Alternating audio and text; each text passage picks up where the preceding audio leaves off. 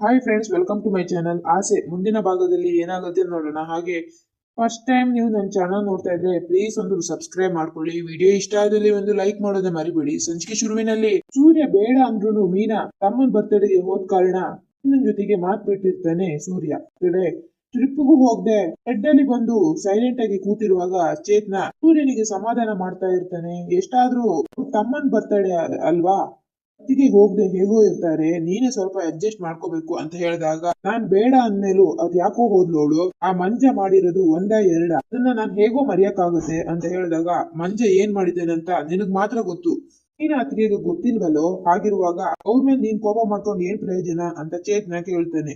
ಮೀನಂಗೆ ಗೊತ್ತಿಲ್ಲ ಸರಿ, ಆದ್ರೆ ನಾನು ಹೋಗೋದ್ ಬೇಡ ಅಂತ ಹೇಳಿದೀನಿ ತಾನೆ. ಹಾಗಿರುವಾಗ ಅವ್ಳು ಯಾಕೆ ಹೋಗ್ಬೇಕಾಗಿತ್ತು ಅಂತ ಸೂರ್ಯ ಕೇಳ್ತಿರುವಾಗ ಅಂದ್ರೆ ಅಂತ ಒಂದು ಹಿಂದಿಂದ ವಾಯ್ಸ್ ಬರುತ್ತೆ. ಅಲ್ಲಿ ಕುಸುಮ ಮತ್ತೆ ಕನಕ ಬಂದಿರ್ತಾರೆ. ಮೀನಾ ಬರೋದಿಲ್ಲ ಅಂತ ಹೇಳಿದ್ಲು, ನಾನೇ ಬಲವಂತ ಮಾಡಿ ಕರೆಸ್ಕೊಂಡೆ. ಅದು ಅಲ್ದೇನೆ ಮೀನ ಬರ್ದೆ ನಾನು ಪ್ರಸಾದ ಹಂಚೋದೇ ಇಲ್ಲ ಅಂತ ಮಂಜ ಹಠ ಮಾಡ್ದ, ಅದಕ್ಕೋಸ್ಕರ ಮೀನ ಬಂದಿರೋದು ಅಂತ ಹೇಳ್ತಾ ಇರುವಾಗ ಅವನಿಗೆ ಅಕ್ಕನ ಮೇಲೆ ಅಷ್ಟ ಆಸೆ ಇರುವಾಗ ಅಕ್ಕನ ಜೊತೆಗೆ ಅಕ್ಕನ ಗಂಡನೂ ಇರ್ತಾರೆ ಅನ್ನೋ ಗೌರವನು ಇರ್ಬೇಕಿತ್ತು.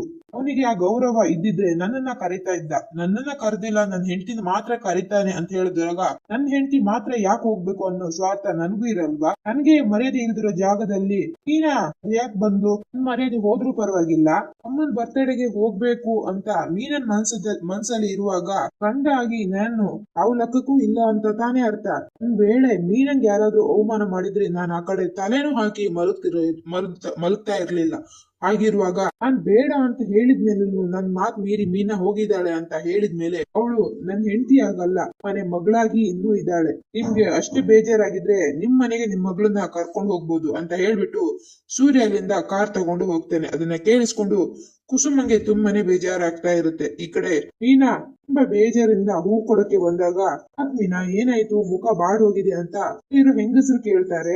ಕೇಳಿಸ್ಕೊಂಡು ಅದು ಇನ್ನೇ ನನ್ಗೂ ಇವ್ರಿಗೂ ಜಗಳ ಆಯ್ತು ಅಂತ ಹೇಳಿದಾಗ, ಜಗಳನ ನೀನೇನೋ ದೊಡ್ಡದಾಗಿ ಹೇಳ್ತಿದ್ದೆ, ಗಂಡನ ಜೊತೆಗೆ ಜಗಳನೇ ಮಾಡೋದಿಲ್ಲ, ಗಂಡ ನೀವಿಬ್ರು ತುಂಬಾನೇ ಪ್ರೀತಿಯಿಂದ ಖುಷಿಯಿಂದ ಇರ್ತೀರಿ ಅಂತ ಹೇಳ್ತಿದ್ರಿ, ಮತ್ತೆ ಯಾಕೆ ನಿಮ್ಮಿಬ್ರು ಮಧ್ಯೆ ಜಗಳ ಆಯ್ತು ಅಂತ ಅಲ್ಲಿರೋರು ಕೇಳ್ತಾರೆ. ಅದನ್ನ ಕೇಳಿಸ್ಕೊಂಡು ಅದು ನಿನ್ನೆ ನನ್ನ ತಮ್ಮನ್ ಬರ್ತಡೇ ಇತ್ತು, ಇವ್ರು ಹೋಗ್ಬೇಡ ಅಂತ ಹೇಳಿದ್ರು, ಆದ್ರೂ ನಾನು ಹೋದೆ, ಅದಕ್ಕೆ ಅವರಿಗೆ ನನ್ ಮೇಲೆ ಕೋಪ ಇತ್ತು ಅಂತ ಹೇಳಿದಾಗ, ಏನು ಗಂಡ ಹೋಗ್ಬೇಡ ಅಂತ ಹೇಳಿದ ಮೇಲೂ ಹೋದ್ಯಾ, ನೀನ್ ಯಾಕೆ ಹೋದೆ ಮೀನಾ? ನಾನೇನಾದ್ರೂ ಹಾಗ್ ಮಾಡಿದ್ರೆ ನನ್ ಗಂಡ ನನ್ನನ್ನ ಮನೆಗೆ ಉಗಿಸ್ಕೊಂತ ಇರ್ಲಿಲ್ಲ ಗೊತ್ತಾ? ನಿನ್ ಗಂಡ ನಿನ್ ಮನೇಲಾದ್ರೂ ಇಸ್ಕೊಂಡಿದಾರಲ್ಲ, ಅದೇ ನಿನ್ ಪುಣ್ಯ. ಹೌದು, ನಿನ್ ಗಂಡ ಯಾಕೆ ನಿನ್ ತಮ್ಮನ್ ಬರ್ತಡೆಗೆ ಹೋಗ್ಬೇಡ ಅಂತ ಹೇಳಿದ್ರು ಅಲ್ಲಿರೋರು ಕೇಳಿದಾಗ, ಮುಂಚೆಯಿಂದನೂ ನನ್ ತಮ್ಮಂಗೆ ಮತ್ತೆ ಅವರಿಗೆ ಆಗ್ ಬರ್ತಾ ಇರ್ಲಿಲ್ಲ.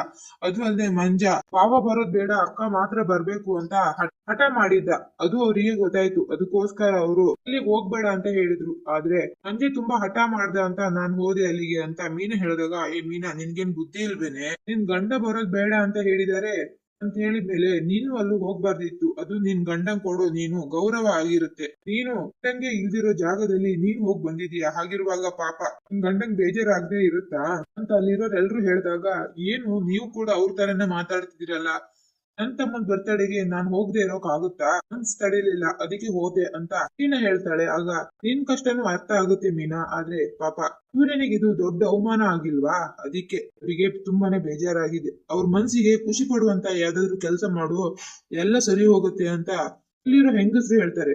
ಗಂಡನ್ ಮನ್ಸಿಗೆ ಖುಷಿ ಪಡ್ಬೇಕು ಅಂದ್ರೆ ಏನ್ ಮಾಡ್ಬೇಕು ಅಂತ ಮೀನಾ ಕೇಳಿದಾಗ, ಹೊಟ್ಟೆ ಮೂಲಕನೇ ಎಲ್ಲಾ ಗಂಡಸರು ಖುಷಿ ಪಡ್ತಾರೆ.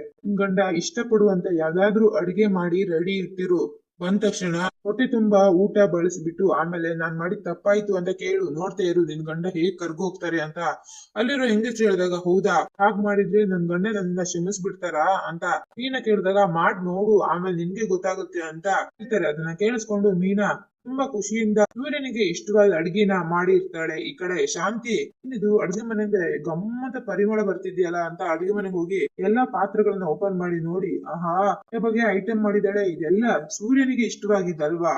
ಹಾಗಂದ್ರೆ ಸೂರ್ಯನ ಪುಸಲಾಯಿಸೋಕೆ ಇದೆಲ್ಲ ಮಾಡ್ತಾ ಇರ್ಬೇಕು, ತಡಿ ಮಾಡಿಸ್ತೀನಿ ನಿನ್ಗೆ ಅಂತ ಹೇಳ್ಬಿಟ್ಟು ನಿಧಾನಕ್ಕೆ ಹೊರಗಡೆ ಬಂದು ಸೋಫಾ ಮೇಲೆ ಕೂತ್ಕೊಂಡು, ಮೀನಾ ಮೀನಾ ಅಡ್ಗೆ ರೆಡಿ ಇದೆಯೇನೆ, ರಾತ್ರಿ ಆಯ್ತು ಇನ್ನ ಊಟಕ್ಕೆ ಯಾರನ್ನು ಕರ್ದೇ ಇಲ್ಲ ಅಂತ ಹೇಳಿದಾಗ, ಅತ್ತೆ ಊಟ ಆಗ್ಲೇ ರೆಡಿ ಇದೆ ಅತ್ತೆ, ಅಡಿಗೆ ಎಲ್ಲ ಬನ್ನಿ ಊಟಕ್ಕೆ ಅಂತ ಕರೀತಾರೆ. ಈ ಕಡೆ ಇನ್ನ ಎಂಟ್ರೆನ್ಸ್ ಕರೆ ನೋಡ್ತಾನೆ ಇರ್ತಾಳೆ. ಯಾಕಂದ್ರೆ ಸೂರ್ಯ ಇಷ್ಟೊತ್ತಾದ್ರೂ ಬರ್ಲೇ ಇಲ್ವಲ್ಲ ಅಂತ ಮನ್ಸಲ್ಲಿ ಗಾಬರಿ ಮಾಡ್ಕೊಂಡು ಇವ್ರಿನ್ನು ಇವತ್ತು ಕೂಡ ಕುಡ್ಕೊಂಡ್ ಬರ್ತಾರ ಅಂತ ತುಂಬಾ ಭಯದಲ್ಲಿ ಇರ್ತಾಳೆ. ನಂತರ ಊಟಕ್ಕೆ ಎಲ್ರು ಬರ್ತಾರೆ. ರಂಗನಾಥ್ ಬಂದ್ಬಿಟ್ಟು ಸೂರ್ಯ ಬಂದಿಲ್ವಮ್ಮ ಅಂತ ಕೇಳಿದಾಗ ಇಲ್ಲ ಮಾವ ಇನ್ನ ಬಂದಿಲ್ಲ ಅವರು ಅಂತ ಹೇಳ್ತಾರೆ. ಸರಿ ಆಯ್ತು, ನೀನು ಅವನಿಗೋಸ್ಕರ ಕಾಯ್ಬೇಡ, ನೀನ್ ಬೇಗ ಊಟ ಮಾಡು ಅಂತ ಹೇಳ್ಬಿಟ್ಟು ಎಲ್ರು ಊಟಕ್ಕೆ ಕೂರ್ತಾರೆ. ಈ ಕಡೆ ಶ್ರುತಿ, ಮೀನಾ ಅವ್ರೆ ಏನಿವತ್ತು ಇಷ್ಟೊಂದು ವೆರೈಟಿ ಮಾಡಿದಿರಲ್ಲ, ಅದು ಅಲ್ಲದೆ ಎಷ್ಟು ಗಮ್ಮಂತಿದೆ. ಹೋಟ್ಲಲ್ಲಿ ಕೂಡ ಇಂತ ಒಳ್ಳೆ ಸ್ಮೆಲ್ ಬರಲ್ಲ. ನಂಗೆ ಈ ಹೊಟ್ಟೆ ಹಸಿವು ಜಾಸ್ತಿ ಆಗ್ತಿದೆ ಈ ಸ್ಮೆಲ್ಲಿಗೆ, ಬೇಗ ಬೇಗ ಊಟ ಬಳಸಿ ಅಂತ ಹೇಳ್ಬಿಟ್ಟು ಎಲ್ರು ಊಟ ಮಾಡಕ್ಕೆ ಶುರು ಮಾಡ್ತಾರೆ. ಈ ಕಡೆ ಶಾಂತಿ ಬೇಕಂತಾನೆ ರೋಹಿಣಿ ಇದೇನಮ್ಮ ನೀನು ಇಷ್ಟೇ ಸ್ವಲ್ಪ ಸಾಂಬಾರ್ ಹಾಕೊಂಡಿದ್ಯಾ, ತಗೋ ಹಾಕೋ ಹಾಕೋ ಅಂತ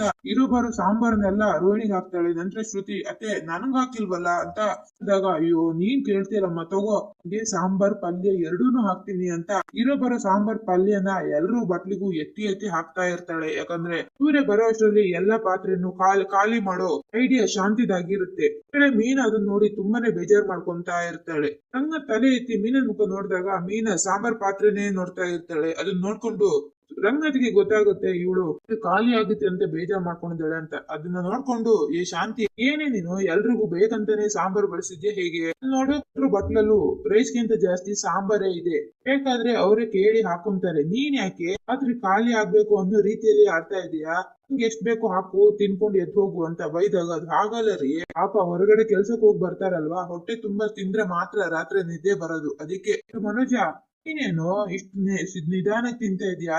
ಈಗ ದೊಡ್ಡ ಬಿಸ್ನೆಸ್ ಮ್ಯಾನ್ ಕೊಣೋ, ಹೊಟ್ಟೆ ತುಂಬಾ ತಿನ್ಬೇಕು, ತಗೋ ಅನ್ನ ಸಾಂಬಾರ್ ತಗೋ ಅಂತ ಮತ್ತೆ ಮನೋಜ ಬೇಡ ಅಂತಿದ್ರು ಬಳಸ್ತಾ ಇರ್ತಾಳೆ ಶಾಂತಿ. ಹಾಗೋ ಹೀಗೋ ಮಾಡಿ ಪಾತ್ರೆ ಎಲ್ಲ ಮನೆಗೂ ಶಾಂತಿ ಖಾಲಿ ಮಾಡ್ಬಿಡ್ತಾಳೆ. ನಂತರ ಮೀನಾ ಇದನ್ನೆಲ್ಲ ತೊಳೆದ್ಬಿಟ್ಟು ತಿಳ್ಕೊ, ಹಾಗೆ ಸಿಂಕಲ್ಲಿ ಏರಿಸ್ ಬಿಡ್ಬೇಡ, ಸೊಳ್ಳೆ ಆಗ್ಬಿಡತ್ತೆ ಅಂತ ಹೇಳ್ಬಿಟ್ಟು ಖುಷಿಯಿಂದ ಶಾಂತಿ ಹೋಗ್ತಾಳೆ ಅಲ್ಲಿಂದ. ಈ ಕಡೆ ಮೀನಾ ಎಲ್ಲಾ ಪಾತ್ರೆಯನ್ನು ನೋಡ್ಕೊಂಡು ತುಂಬಾ ಬೇಜಾರಿಂದ ಎಲ್ಲಾನು ಒಳಗಡೆ ತಗೊಂಡೋಗಿ ತೊಳೆದು ಮತ್ತೆ ಹೊರಗಡೆ ಬಂದು ಹಾಲಲ್ಲಿ ಬಂದು ಸೂರ್ಯನಿಗೋಸ್ಕರ ಕಾಯಕ್ಕೆ ಶುರು ಮಾಡ್ತಾರೆ. ಈ ಕಡೆ ಸೂರ್ಯ ಒಂದ್ ಕಡೆ ಕಾರ್ ನಿಲ್ಸ್ಕೊಂಡು ಚೇತನ ಹೇಳಿದ್ದು ಹಾಗೆ ಕುಸುಮ ಹೇಳಿದ್ದೆಲ್ಲ ನೆನ್ಸ್ಕೊಂಡು, ಪಾಪ ಇವ್ರೆಲ್ಲ ಹೇಳ್ತಿರೋದು ನಿಜ ಅಲ್ವಾ, ಇದ್ರಲ್ಲಿ ಮೀನನ್ ತಪ್ಪು ಏನಿದೆ? ಮೀನಾ ಸಂಜೆ ಏನ್ ಮಾಡಿದ್ದೇನೆ ಅನ್ನೋ ಸತ್ಯನೇ ಗೊತ್ತಿಲ್ಲ, ಮೀನನ್ ಮನ್ಸಿಗೆ ನೋವಾಗ್ಬಾರ್ದು ಅಂತ ತಾನೆ ನಾನು ಆ ಸತ್ಯನ ಮುಚ್ಚಿಟ್ಟಿರೋದು. ಹಾಗಿರುವಾಗ ತಮ್ಮನ್ ಬರ್ತಡೆಗೆ ಹೋಗಕ್ಕೆ ಅವಳಿಗೆ ಆಸೆ ಇರಲ್ವಾ? ಒಂದ್ ವೇಳೆ ಈಗ ನನ್ ತಮ್ಮನ್ ಬರ್ತಡೆಗೆ ಅವಳು ಹೋಗ್ಬೇಡ ಅಂತ ಹೇಳಿದ್ರೆ ನಾನು ಅವಳನ್ನ ಸುಮ್ನೆ ಬಿಡ್ತಿದ್ನ? ಅವಳ ಜೊತೆಗೆ ವಾದ ಮಾಡಿ ಆದ್ರೂ ನಾನ್ ರವಿ ಬರ್ತಡೆಗೆ ಹೋಗ್ತಿದ್ದೆ. ಹಾಗಿರುವಾಗ ನೀನಂದೇ ತಪ್ಪು ಅಂತ ಹೇಗೆ ಹೇಳಕ್ಕಾಗತ್ತೆ? ಪಾಪ ಅವಳ ಮನ್ಸಿಗೆ ತುಂಬಾನೇ ಬೇಜಾರ್ ಮಾಡ್ಬಿಟ್ಟೆ. ಅವಳು ನನ್ನನ್ನ ಎಲ್ಲರ ಮುಂದೆ ವಹಿಸ್ಕೊಂಡು ಮಾತಾಡ್ತಾಳೆ, ಆದ್ರೆ ಇವಾಗ ನನ್ನಿಂದ ಹೇಳಿ ಅವಳಿಗೆ ತುಂಬಾನೇ ಬೇಜಾರಾಗಿದೆ ಅಂತ ಸೂರ್ಯ ಒಬ್ನೇ ಮಾತಾಡ್ಕೊಂಡು ಅವತ್ತೊಂದ್ಸರಿ ಚೇತನ ಹೇಳಿದ್ದು ನೆನ್ಪಿಸ್ಕೊಂತಾನೆ. ಹೆಂಡತಿಗೆ ಬೇಜಾರಾದಾಗ ಮಲ್ಲಿಗೆ ಹೂ ಸ್ವೀಟ್ ಗೀಟ್ ತಗೊಂಡು ಕೊಟ್ರೆ ಹೆಂಡತಿಗೆ ತುಂಬಾನೇ ಖುಷಿ ಆಗತ್ತೆ ಅಂತ ಹೇಳಿದ್ನ ನೆನ್ಸ್ಕೊಂಡು ಒಂದು ಬೇಕರಿಗೆ ಹೋಗಿ ಒಂದ್ ಸ್ವಲ್ಪ ಹಲ್ವಾನ ಎಲ್ಲ ಪ್ಯಾಕ್ ಮಾಡ್ಕೊಂಡು ಮನೆಗ್ ಬರ್ತಾನೆ. ಕಡೆ ಕಾಲಿಂಗ್ ಬೆಲ್ ಪ್ರೆಸ್ ಆದ ತಕ್ಷಣ ತೂಗಡಿಸ್ತಾ ಇದ್ದವಳು ಪಟ್ಟದ ಎದ್ಬಿಟ್ಟು ಇವತ್ತು ಕುಟ್ಕೊಂಡ್ ಬರ್ದಿದ್ರೆ ಸಾಕಪ್ಪ ದೇವ್ರೇ ಅಂತ ಹೋಗಿ ಬಾಗ್ಲನ್ನ ಓಪನ್ ಮಾಡ್ತಾರೆ. ನಂತರ ಸೂರ್ಯ ಏನು ಹೇಳ್ದೆ ಸೀದಾ ನೆಟ್ಟಿಗೆ ನಡ್ಕೊಂಡ್ ಬರ್ತಿರೋದು ನೋಡ್ಕೊಂಡು ಮೀನಾ ಎದೆ ಮೇಲೆ ಕೈ ಇಟ್ಕೊಂಡು ಅಪ್ಪ ಕುಟ್ಕೊಂಡ್ ಬಂದಿಲ್ಲ ಅಂತ ಹೇಳಿ ಅವ್ರ ನಿಧಾನಕ್ಕೆ ಅವ್ರಿಗೆ ಹಿಂದೆನೆ ಬರ್ತಾ ಇರ್ತಾಳೆ. ನಂತರ ಸೂರ್ಯ ಹೋಗಿ ಬೆಡ್ ಮೇಲೆ ಕೂರ್ತಾನೆ.